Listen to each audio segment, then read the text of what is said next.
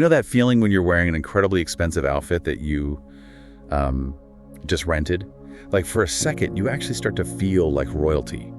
You adopt the posture, you feel powerful. Yeah, maybe even invincible almost. Exactly.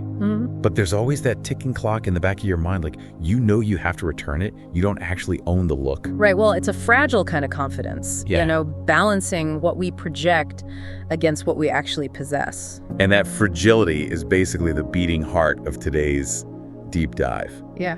So we've got a really fascinating stack of devotional sources today. We do, yeah. It includes some modern reflections and ancient scriptures from 1 Corinthians chapter 3, all pointing to a really radical paradox. We're looking at why giving up the claim that you own your life might actually be, the ultimate shortcut to true freedom. I mean, it completely flips our modern understanding of success on its head. To ground this, there's a modern parable in our sources that paints this perfectly. So picture a beautiful woman sitting on the hood of a brightly colored, absurdly expensive luxury sports car. Oh, posing for pictures, I'm sure. Right, soaking up the attention, absolutely acting like she owns the world. And then a young guy with messy hair and shabby clothes walks up and compliments her. And she probably doesn't take that well. Oh, not at all. She takes one look at his outfit and just coldly dismisses him. Acts like he has no right to even speak to her. Right, so we see a social hierarchy instantly enforced, and it's based entirely on outward appearances. Totally. But then the twist drops. The shabby guy steps forward, politely asks her to move because he has an appointment, gets in, and drives away. Ah, the actual owner. Yeah, he's the owner. She was just posing. Which, brings us back to that rented tuxedo. I mean, if you convince yourself you're James Bond, you're going to look pretty foolish when the rental shop asks for the suit back. But on the flip side, isn't there a relief in renting? Like if the car breaks down or the suit rips, it's not my ultimate liability. The owner has to fix it.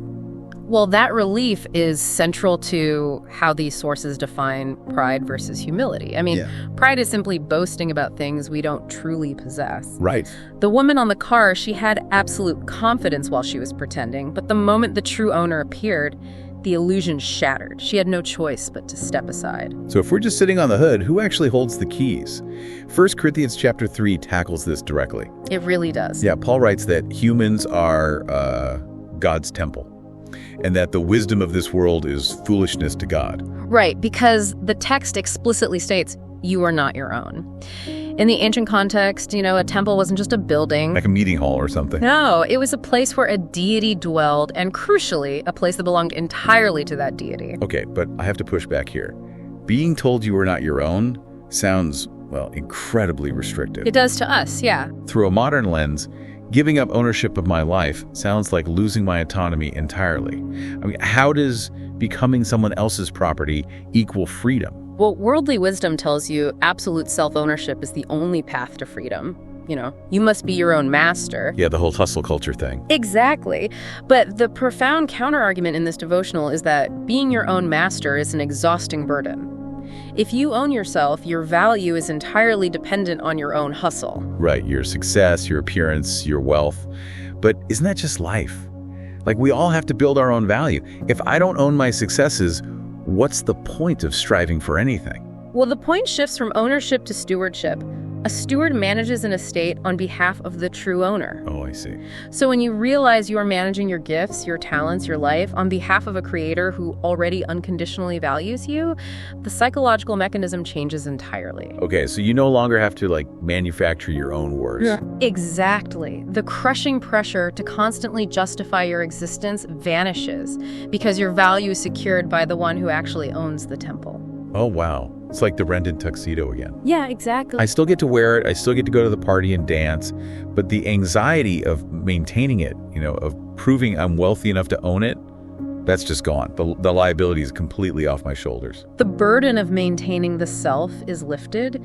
You are free to simply experience life rather than constantly curating it for validation. So what does this actually mean for you? Because it forces you to look in the mirror and ask, where are you acting like the owner of your life instead of a steward? That is the big question. Are you exhausting yourself right now, trying to prove your worth through your career, your appearance, or maybe how many people approve of you? And it changes everything when you realize you don't have to carry the weight of the world because it was never yours to carry in the first place. Let's leave you with this to ponder. If the true owner showed up today and suddenly reclaimed every single piece of your success, your knowledge, your reputation, what would be left of your identity? That's an intense thought. Would you still know who you are once you're asked to step off the hood of the car?